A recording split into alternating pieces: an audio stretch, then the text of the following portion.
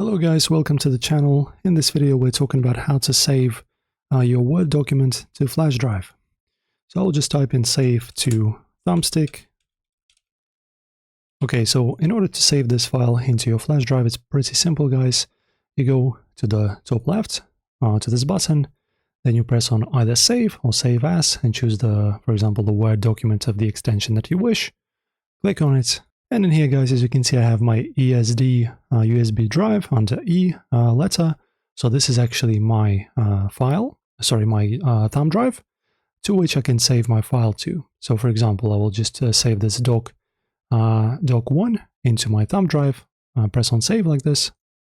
So this is the first way of doing this. If you want to do it manually, we can do that as well. So for that, you just open up your browser, your file manager, and you search up your USB drive, as you can see. And here I have my two my two files from Word. As you can see, I have these docx files. So if you wish to copy them, just find them on your desktop and then just drag them from your desktop like this into your pretty much USB drive, and they will be saved here instantly.